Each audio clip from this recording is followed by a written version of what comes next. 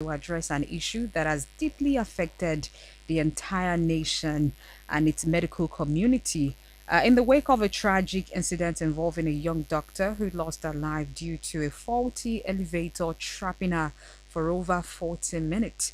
The spotlight has been cast on a recurring and disturbing problem in our country's healthcare system. This incident, which could have been prevented, has ignited a firestorm of emotions and has brought to light a long-standing concern. That's the constant recurrent delay in response to health emergencies by federal government hospitals, most especially. So, as we mourn the loss of this dedicated medical professional, we must confront the harsh reality that this is not an isolated incident. Many other lives may have been lost or jeopardized due to similar delays, and it is imperative that we take immediate action to prevent further tragedies. So, today we are honored to be joined by two distinguished medical experts who have dedicated their lives to the pursuit of quality healthcare. One of them is the esteemed chairman of the Nigerian Medical Association, who brings with him a wealth of experience and insights, Dr. Azim Kunle Ashimi. And we also have the president of Association of Resident Doctors, Federal Medical Center, Abeokuta. I'm talking about Dr. Tope Zenit, Dr. Shundara Tope Zenit. And together, we aim to delve deep into the root causes of these delays, explore possible solutions, and chart a path towards a more efficient and responsive healthcare system. Our objective is to understand the challenges faced by medical professionals on the front lines, identify the systemic issues that hinder timely responses to health emergencies, and engage in a constructive dialogue to find tangible solutions. We also wish to extend our heartfelt condolences to the family and friends of the young doctor who lost her life in this unfortunate incident. This show is not just about words, it's about taking collective responsibility and turning our words into action. And by joining forces with the medical community, the government, and the public, we can definitely make a real difference in the lives of countless individuals who depend on prompt and effective healthcare responses. So, together, uh, join this conversation. Let's have a meaningful conversation this morning. Of course, in the course of the conversation, the studio lines will be open for you to join. 0814-1559-511 or 09048881881 0814-1559-511 or 09048881881. Those are the studio lines you can call for you to join the conversation this morning. And of course, you can also join us on Facebook. We're streaming live.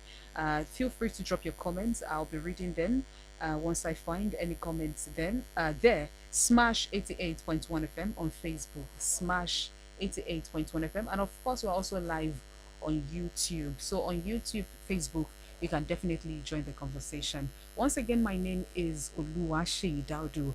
And once again, we welcome you to the Smash Lens.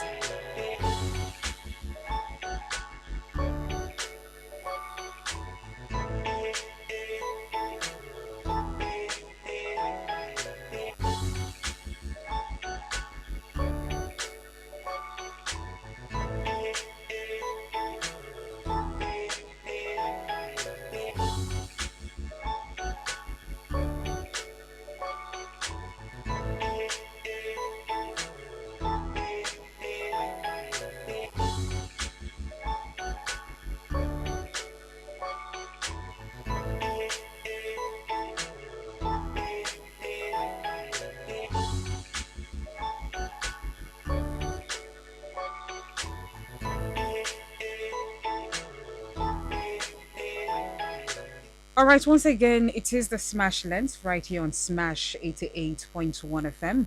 And just like I told you earlier on, I've got two experts with me right here in the studio, the NMA chairman, Ogun State chapter, Dr. Azim Kunle Ashimi, and Dr. Oshundara Tokwe Zenit, that's the president, ARD FMC Abeokuta. First of all, let me start with Dr. Ashimi.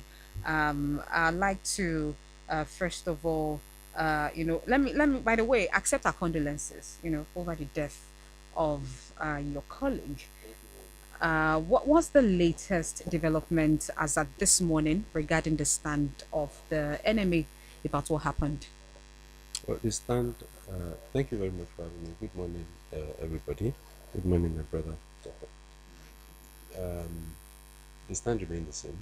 The enemy in Lagos Mm, had made some pronouncements yesterday, including the fact that the doctors on the island mm, would cease to work for now, while doctors around Lagos State will, offer emergency services for the okay. next 5 days, and that in effect is our own um, mourning.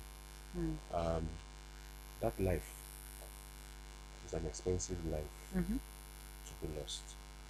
One, because he's a young, vibrant, you know, person who is looking far in the future to mm, make our own contributions to, healthcare in Nigeria. And if you look at in terms of the cost mm, of giving birth to her and raising her from mm-hmm, adulthood, the cost of sending her to a university. She actually attended a private university, mm, and you know what that is. And for the parents, looking at the background, you imagine how much resources. You see, some persons, hundreds of millions may mean nothing, but in some families, just bringing out a million would mm, mean that some people would have, to be starved or some sacrifices, you know, which may tell in the future would have to be made. So that is on the one part. But just let us imagine at a young age, mm, if she lived the next 40 years in mm. the medical profession, actively practicing, how many lives will be Let's be saved saved. by her existence and her activity? So it's quite a big loss. And to us in the medical community, it's also, a very, very huge and sad loss Mm, to us because it was a preventable death, mm, really, really preventable death. And it just showed the anyhowness of the Nigerian community while we don't particularly, take cognizance, give adequate attention to issues, that could harm us. I will give you one small example. okay. Imagine me driving on the highway Mm, and I saw a ply of tire that has removed from a trailer mm, there in the middle of the road, and you see a truck bearing road safety, you know, pass by that same thing and they did nothing. So that is just to tell you what happened there. I mm, had to drive ahead and block them and told them you are road safety officials. That does not make the road safe. mm, Checking my driver's license and all those things is not what makes the road safe. That thing in the middle of the road is what makes the road safe. So you've okay. heard about, you must have read about this same lift Mm. having been faulty for quite a while. In fact, when you hear the story of the lift, it's quite In fact, I gory, was coming there because I'd like you to shed and some so light on the that is incident. A that lot of is where stories have been it going is. from different sources, and it's good that we have like a first-hand information from you. So please, I'd like you to shed some light on the incident involving this young doctor and what factors contributed to the delay in saving her life. Okay, now this young lady had just 2 weeks Mm, to conclude her internship, the expansion program, okay. and she worked with the Lagos State Government, the General Hospital in Odo, Lagos Mm, Island. Now there is a building, 10 stories.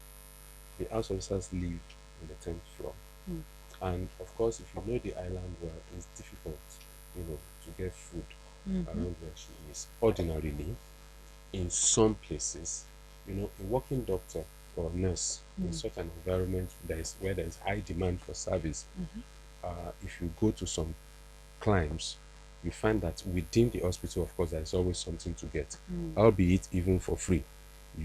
She had ordered food and a delivery service brought the food. And when she was called that her food had been brought, ordinarily, who would just say any random person should collect my food for me, mm-hmm, And so she entered that lift, and while coming down, I guess the cable broke, mm, and this is a lift that oftentimes people have had to be using their leg to hold the door, all mm, those manipulations that shouldn't be. Mm. And so apparently the cable broke and the lift fell from the, you know, Yeah, top in must that, flow yeah, down. and down. And you can imagine what the smash is. Mm-hmm. The lift itself has a lot of weight. Yeah, Okay, and she was in there for like an hour before can you they could imagine? open the doors, find break anything Mm-hmm. breakable to get to her and bring her out. Mm. And of course, in getting her into the emergency, one of the problems was there was no blood Ah. to transfuse. You know. And of course, let me say something. Blood is not a manufactured product, Mm. okay, that you can just quickly say buy. Mm. But the problem is we have a blood transfusion service. It has its own rules, okay, and there are the rules. I understand that the rules for blood transfusion and blood storage Mm. was recently changed. Okay. You know, albeit because, of course, in trying to promote blood transfusion safety and all of that, Mm-hmm. some of these rules or laws, when you make them, you create some other problems by trying to solve a problem. Mm. And where this issue is that those who make rules often get they don't look for feedback. Mm. Okay, this is like this, and we have this complaint. We have made it this way now. What is the feedback? You can't just make rules and then go and sit down and believe that all is well. Perhaps until maybe there is an uproar. But this is not a good uproar. Mm. Okay, so I would understand that everybody around them, even if for nothing, a colleague, everybody would do their best Mm-hmm. to bring them back. Mm-hmm. But these are, some of the issues as we Mm. have them. Oh, okay. It is really an unfortunate one. Let me come back to Dr. Oshundara. How common are these kinds of delays, I mean, in response to health emergencies, especially in federal government hospitals? And what impact do you think it can have on patient outcomes? No, one of the outcomes of the negative consequences is what we saw what happened to Dr. Jackson. Mm. When, uh, the ultimate price is death, Mm. especially when there are delays in attending to emergencies. Sometimes 5 minutes, 10 minutes, Mm. the patient is gone if there is no intervention. You will remember that at some point in Ogun State, there was a gunshot to, I think there was this, uh, there was disturbance in the, yes, all these guys that were running about, breaking Mm. banks and all. And a gunshot, a bullet hit one of the boys on the street. Fortunately, he was brought down to FMC. In fact, I was told he had gone to one of the private institutions or hospitals Mm. seeking medical intervention. But when they could not do the needful, they had to bring him down to FMC. Just imagine that there was no blood in FMC, there Mm. was no doctor in FMC, there was nobody to attend, no ambulances. It could just mean that the boy, after losing so much blood, would die. Mm. But fortunately, FMC doctors were able to do the needful. They took him immediately to the. In fact, my leader is there. The NME chairman is there. He was also present at the emergency in FMC to attend to that guy. And afterwards, the boy was moved down to the ICU after the surgical intervention. Mm. And the boy is fine. He's doing well. The government even had to come and say kudos to the doctor. So Mm. I'm just painting this scenario to tell you that there will be negative impact on the populace once there is no body to attend to emergency. So for the case of Dr. Diaso, it's just unfortunate that it happened to doctors, and also unfortunate is the fact that medical field, the doctors in the medical field are already going into extinction.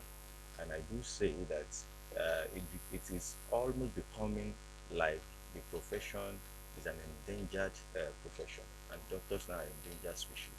Because by the time you lose one, there was a time some of these medical students also went to, I think it was in Cross River or Calabar, So they were, I think there was no safety precaution. They went for fun fair and they were swimming. And about three of them lost their life because there was no safety precaution.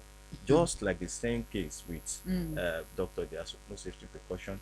The Lissara also that was supposed to manage that equipment, that elevator, didn't do the needful. And for about 5, 6 years, there have been complaints. The medical guild, the NMA. Oh, Stephen. Yes, Yes. yes, Yeah. yes. It was the doctor you just mentioned now is a member of ALD FMC Abeokuta.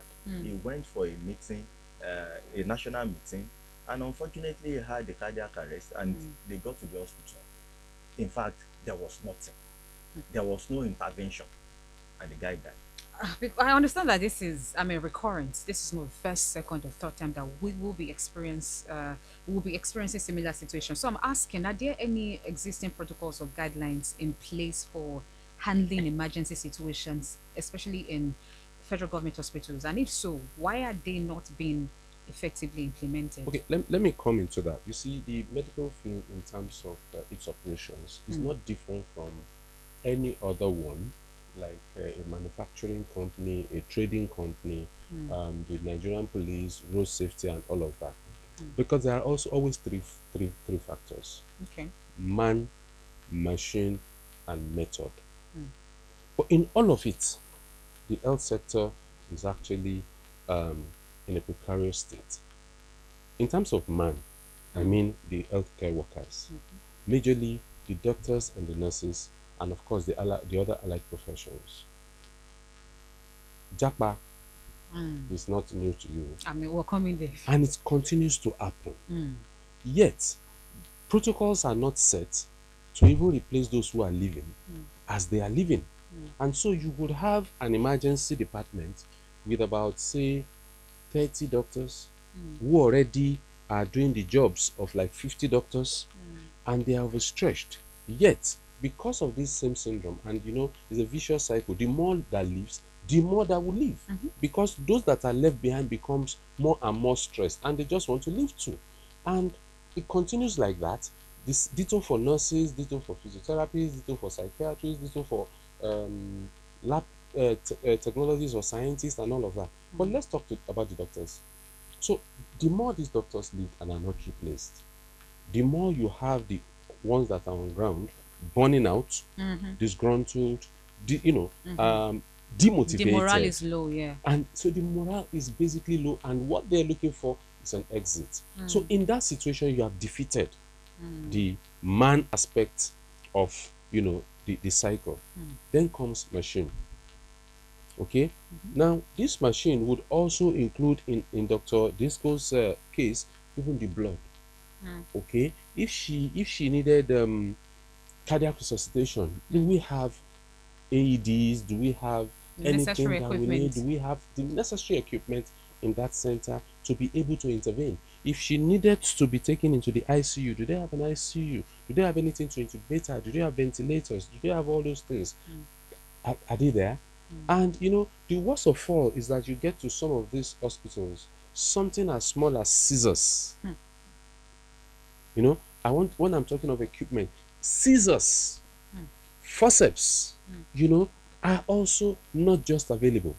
So in that area, we have also failed. Then we now talk methods, which is where you're coming at their protocols, at their processes, and all of that. It will shock you that majority of the hospitals in Nigeria don't operate on protocols. Why is that? I don't know. They operate on thank you. Anyhow. So that is why if the person heading today leaves, something changes in the way people do things. Because maybe he had a grasp on, no, this is where I want my things done. Then the next thing is, this is the way I want my things done. This is the way I want my things done. Or you have people who are not even assertive at all, and everybody just do what they like. So I have seen hospitals where, look, let's say for example, in the emergency, there is a protocol for the entire emergency. And then there is a protocol, a sub-protocol for doctors, for nurses, for the attendants, for even the people who collect money there, and for the cleaners. I'll give you a small example. Visit a standard mall, for example, a standard mall. and you go into or a bank, say you want to use the restroom, one of the things you should do as you enter, look at the back of the main door. You will see a log, Okay. and that log you will see the names of the cleaners, and the supervisor would come every 1 hour or every 2 hours to tick who cleaned the floor at that time, you know. And so if anything happens, you know who is to To be blame. blamed, you know. So there's a log that says this place was cleaned at 1:30 p.m., was cleaned again at 2:30 p.m., and who cleaned it, you know. It's going to be like that. So a holistic approach to see the health sector itself as one big enterprise, that is run on the basis of policies and protocols and processes, you know, need to evolve across board. Not where, you know, sometimes I go into some places and then you see something on the floor. Sometimes I just wait and see how many people Who pass come- by yeah, it, to- and who would say, oh, this is wrong, and pick it up. Now, let me give an example. If a doctor would pass, it's not my job. A nurse who pass, it's not my job. The attendant or the cleaner that is supposed to also pick it up will look away and go. And I'll say, okay, whose job? Okay. If the person that's supposed to do it didn't do it, somebody along the line should call their attention and say, do it. Okay. And so these are issues. And so the health sector is not run as an enterprise geared towards efficiency. Okay. And if we are going to do that, there are a lot of things that would have to happen, Definitely. a lot of things that will cause uproar, okay, a lot of things that will put perhaps either the government or the leadership of that institution into the bad books of the public, because those who will be affected will cry out and say, oh, we are being witch hunted, we are being this. If you attempt to drive that efficiency, but let me cut it down to say that even those people who are shouting, are they ready for what will come when it takes place? Now, I mean, you've cited a lot of issues, and we understand that the federal government too has a role to play. So, what would you say the role of federal government is, especially in all of these issues? They certainly have a whole lot of roles to play. Okay. Presently married in strike, and that strike is having its toll on the populace.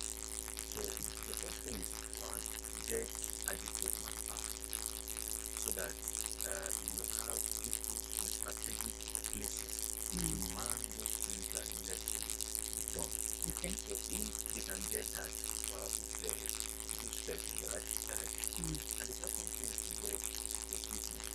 It is one thing for you to get equipment, it's another thing for you to maintain the equipment. Exactly. For doctors and nurses, the equipment are there. The elevator, of course, if you release the movement of doctors or any other person, then it's completely. For maintenance culture. Unfortunately, for about 5 years, those who are in charge don't maintain those equipment. Another thing is fiscal regulation. Whatever you are doing, and there's no safety precaution, sometimes when accidents happen without those systems, every establishment, everywhere you go, there are safety precautions, there are rules, there are regulations. But at this rules, these precautions are there against you. And once you default and anything happens, sometimes the consequences are severe. Unfortunately, in that area,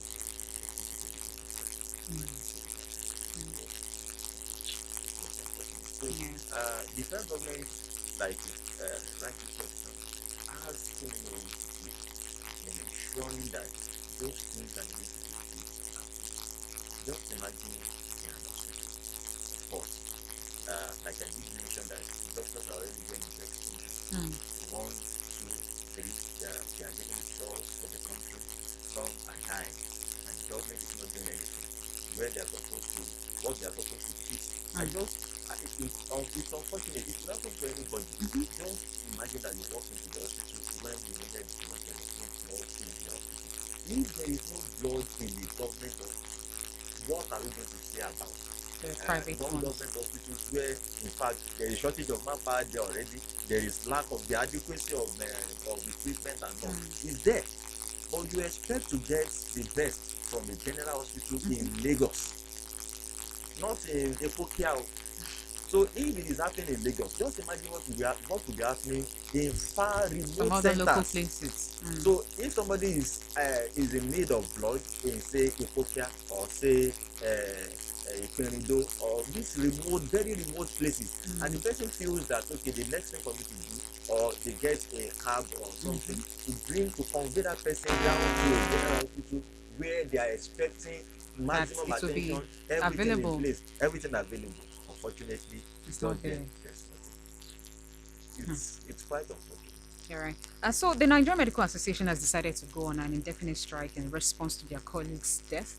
What specific changes are they demanding from the government to prevent such incidents in the future? Well, for whatever it's worth, you would see that the event itself dictates those needs. One, you would see that the chairman of the Lagos State NMA, Dr. Benjamin Olojebutu, called out a particular agency, the Building Regulations and all that agency, because if you see what these agencies do to private buildings, private institutions, if they do the same to public institutions, that event may not have happened. You see them going about marking buildings, even with just one crack, two cracks, and they have the ways of grading, and then they put fines, they do all this, but they overlook, government institutions. And you see these public institutions in dilapidated states, unsafe and all that, yet they look away. But they would go after private individuals. Of course, the issues of building collapse and, all of that in Lagos is alarming, because people cut corners. But you cannot continue to focus only on private buildings, private structures, and overlooking, the public structures. And this is one of the consequences.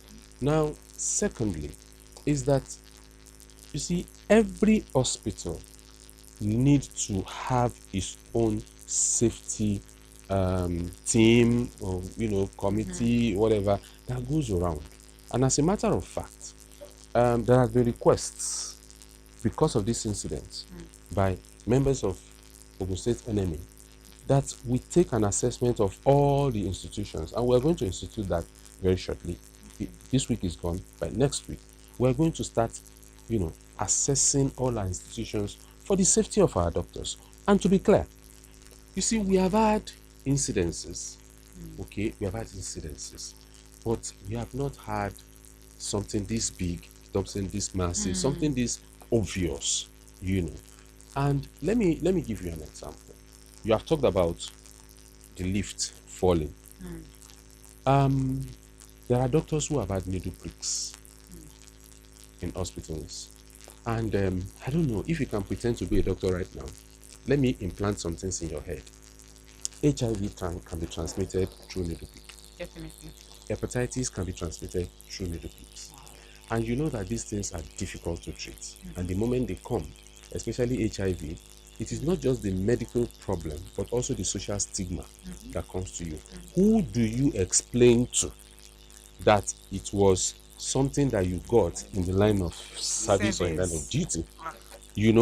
Who do you explain to? Especially for you as a woman. You'll be described as promiscuous, especially those who have been IUs since all these days, and you've been. They say yes. People find it hard to believe that you can contact it from other means. So the moment a doctor's pricks, and no matter how careful you are, you have an agitated patient. Yes. And you are trying to suture.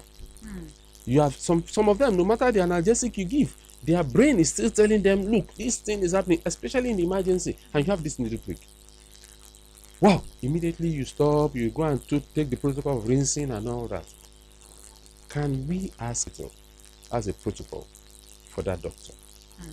And to say, okay, this is where you go after, rinsing your hand under the water tap and all that. That is if there is a water tap to rinse your hand under. And then There is where you go to, you activate a certain protocol, and immediately you will get this and this prophylactic drugs for so period. Oftentimes what you will find is that that doctor is on his own. Or where such a doctor has a vibrant association it belongs to, like the ALD, especially, you see, the NMA is more of an umbrella body. In the local hospital there, the ALD, NAGM, DP, or whatever association they belong to, oftentimes they take it up, immediately to save their own. And they may be just the ones to buy all the drugs, prophylaxis, while you're waiting for the results of the test on the patient. Because let me tell you, when you bring an emergency into when you bring somebody from an accident site into the emergency, for example, we will not wait to do HIV screening, hepatitis screening. What is important first is save that life and treat the hepatitis later. So you take all the care. But in certain situations, you can't wear iron gloves, and there it is. And oftentimes these doctors are left on their own because there is no process. So a lot of this happen every day. Every day. And so you are your own in most cases. So that is another tragedy. And it is not different from Dr. Diasky, who died. And the bad part of that person who had the needle prick, he continued to live in fear till the result comes out. And when the result comes out and the patient happens to be positive, he then continues to wait for his own results. You take the immediate result and then you check later. In that time, despite taking prophylaxis, you cannot be with peace of mind. So you've had series and series of tests, over perhaps 1 year, 2 years, even in 10 years, you remember, and you still want to go and check whether the thing, HIV has in some people the what do you call the latent period for the infection to come up is long.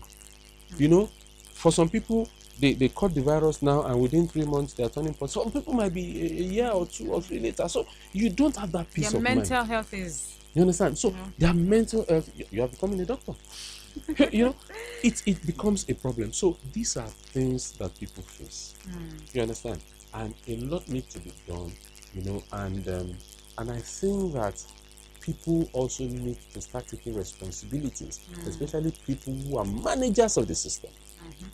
Who are managers of the system need to start taking responsibility for. Well, unfortunately, it feels like this incident is now beginning to be like a wake-up call to hospitals and federal government. And I want to ask, how do delays in responding to health emergencies impact patients' trust in the healthcare system and medical professionals? Because, some people are saying, well, we do not wish that this happened to this young doctor.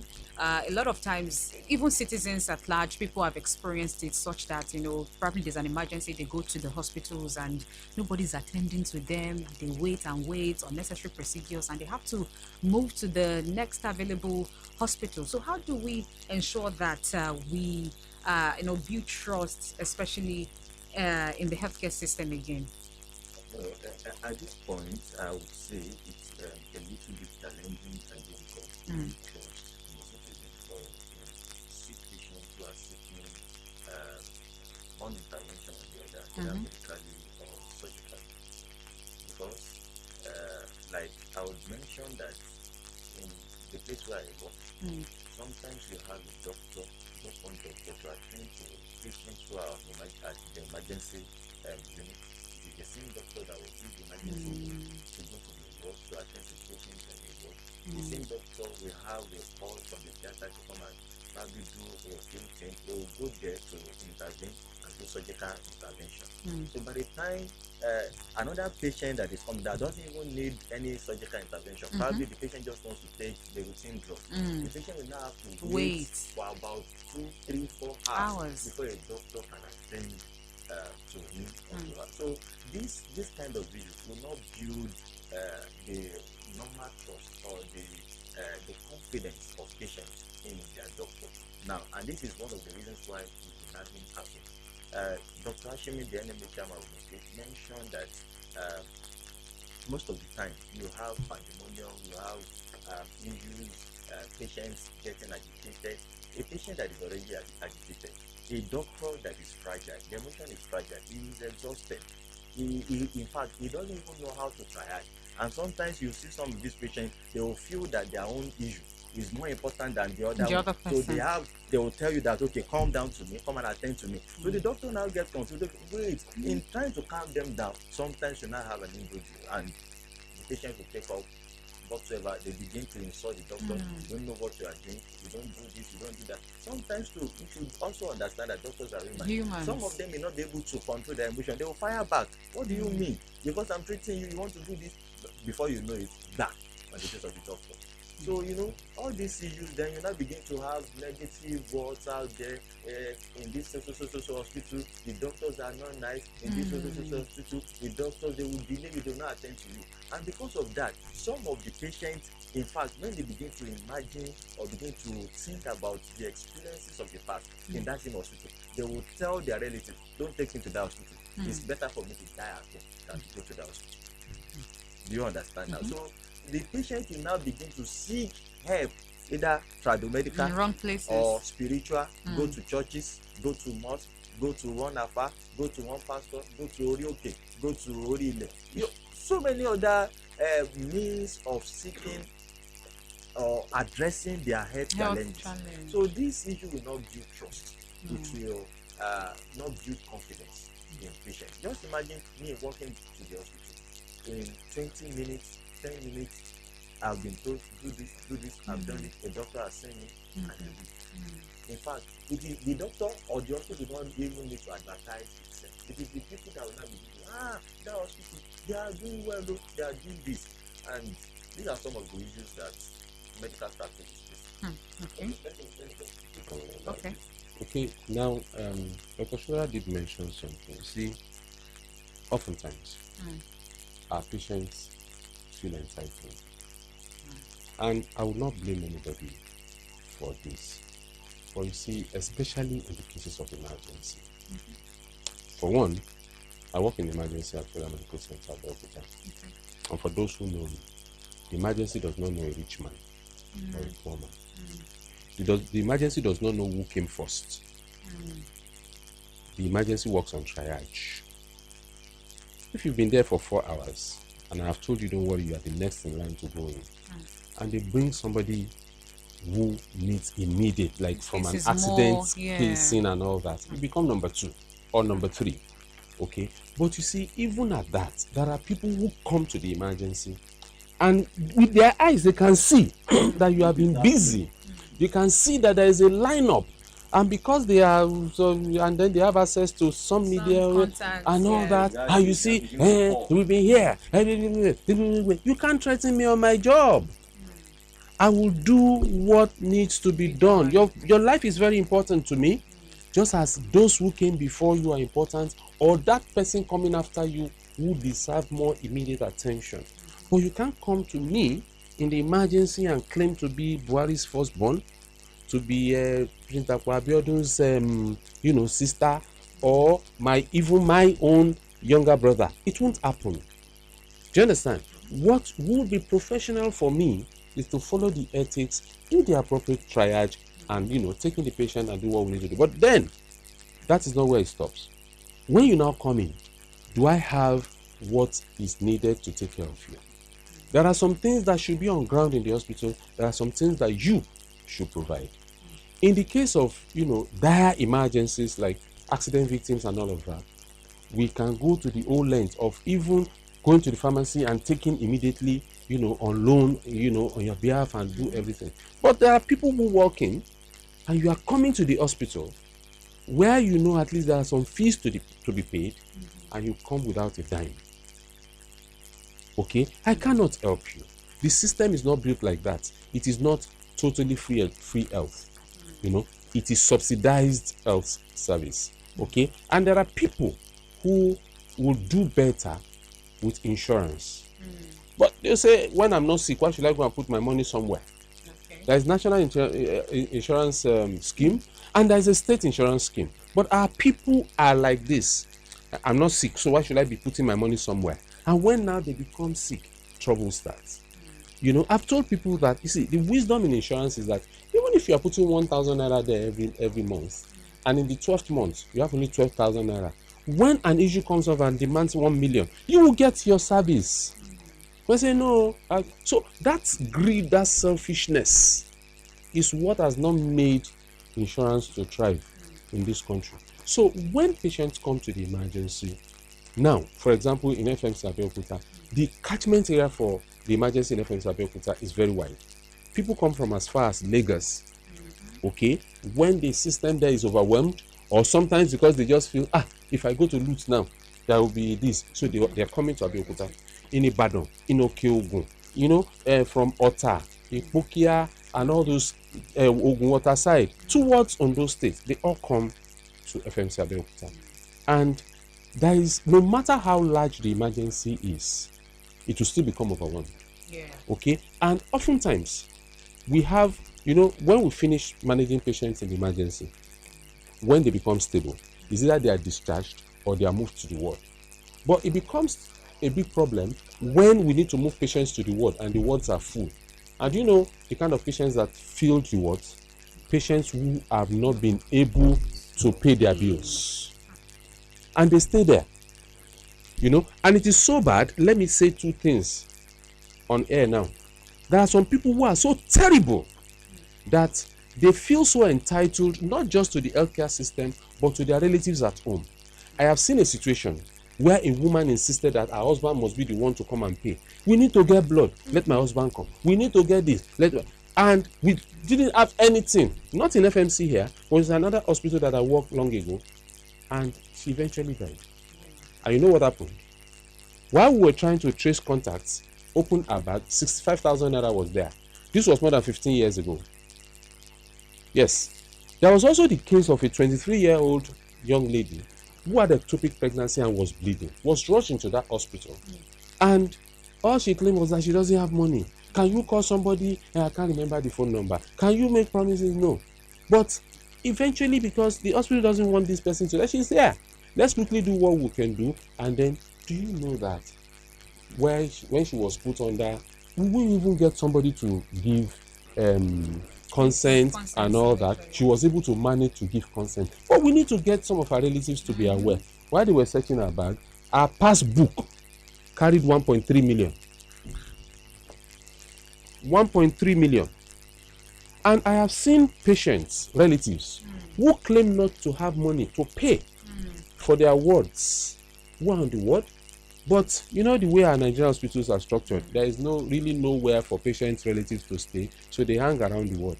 And I saw a woman whose son had a complicated fracture. And how did it happen? The boy was brought, he was a vulcanizer. He was brought to the hospital and they claimed not to have money. He required a surgery. And people tried to help. They said, no. They will go to these traditional bone setters. When they got there, the traditional bone setter said he wanted to align the bone and he started stepping on the tile. And unfortunately, one of the bones pierced the muscle and came out. And when it became infected, they now brought this person back to the government hospital in question. Now, around there, house officers, medical students, everybody started contributing money. You know what I saw next? The mother, I saw her at the back of the hospital, sitting down, eating amala and ogufe with 2 bottles of malt in that year. The money that was contributed to help, that's what she's using it for. And the boy is still there. Eventually, that boy had to be amputated at the level of the thigh, very close to the hip. Because there was no sense keeping. So these are things that people do that they will not come out to say. The health system is overwhelmed already. There aren't enough doctors. There are not enough nurses. There are not enough beds. Okay? But the reason why there are not enough beds often is because some people are on the bed that they have not paid. Refuse to pay. You understand? And thank you for the word. Some have not paid, some refused to pay. And even some, You know? at that point, when they didn't pay, they still go out there, they will come to you. to come and broadcast it out there. Eh. This hospital is bad. Yeah. They kept me in this for hospital, they 3 did this and all that. because this of So all sorts of These are the issues. there are challenges everywhere, Ye- but everybody needs to play their part. All right, thank you so much. Remember, you can join the conversation. We have a few more minutes to round off on the show. 0814-1559-511 or 09048-881-881. 0814-1559-511 or 09048-881-881. Please feel free to let us know what you think about what we're discussing this morning on the Smash Lens. For those of you who are probably joining us, we're talking about the constant, recurrent delay, especially in responding to health emergencies in federal government hospitals. And of course, our Facebook is also open. You can drop your comments. You can drop your comments on Facebook. Smash 88.1 FM. We're live. Now let's talk about the ongoing NAT strike. Let me start with Dr. Shindara. What exactly do you have to say to that? Thank you. The last strike is unfortunate. It's something that could have been prevented. We had amendment demand, which is taken before the government. Okay. It's unfortunate that the government is not moving to this side expected. And one of the requests that was taken before them is this issue of employment. Okay. Like you mentioned that the overflow disease that the doctors are overwhelmed. We have very few doctors, very few clinical staff, including the nurses. And it is because of this non-talent attitude of government that is why so many of them are leaving the shores of the country. And the few that are remaining, they are already overwhelmed with the workload. And we cannot continue this way. You've mentioned that this overwhelmed doctors, it is one of the reasons why we have the need in the time patients are attended to. Because you now begin to have outsourced of doctors and nurses. You get to the hospital, it's only one doctor you see, and sometimes you may not even find doctors. And this is also giving room for quackery. Because it is when you cannot find doctor, then people now begin to assume the role of the doctor because they have maybe some clinical orientation or they don't want them to work with the doctor because they now begin to feel they can do the things that the doctors are doing. And when you now begin to have this kind of situation in the country, it's going to tell on the health sector or the health of the people.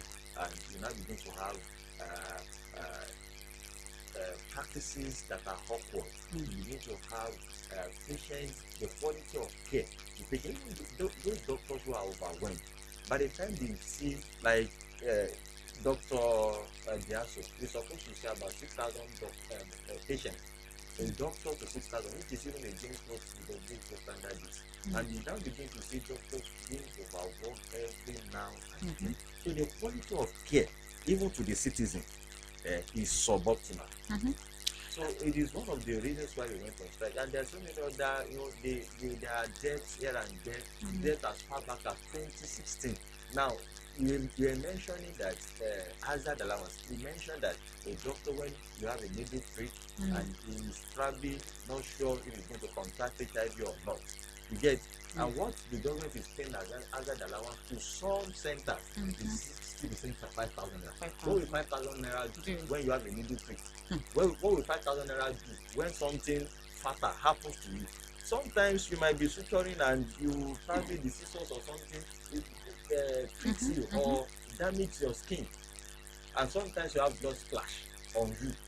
You have a patient that wants to deliver, the life is always on your face. When I was an house officer in Olabisi University, I have a friend who was trying to take the delivery of a woman, and suddenly, after the burst of the membrane, just all the face. Unfortunately, the patient is HIV positive. You now know the funniest thing. Even the drug, the prophylactic drug, it has a very, very negative side effect on your health. Why taking it? And you are going to take it for 30 days.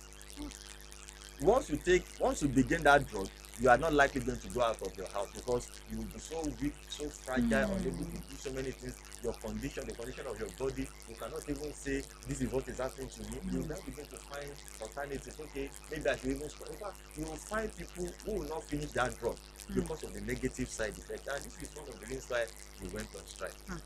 All right, so I understand that. I mean, the ongoing NAS strike and the recent brain drain in Nigeria, they are, working hand in hand. So let's talk about the recent brain drain in Nigeria's health sector and its implications on health service delivery, especially at a time where the country's health sector is facing financing and human resource gap. So what's the long-term implication of this on the country and the citizens at large? And then, I mean, do you see a relationship between this and the sometimes like a daisical attitude of some medical staffs towards responding to health emergencies? Okay, in the first place, Nigeria has some of the worst health indices in the world, and we have always been hearing of efforts here and there to improve on these indices. Maternal mortality, infant mortality, under 5 mortality, life expectancy, and all of those things are in the red. And it is still this same country where some of the highest pay, where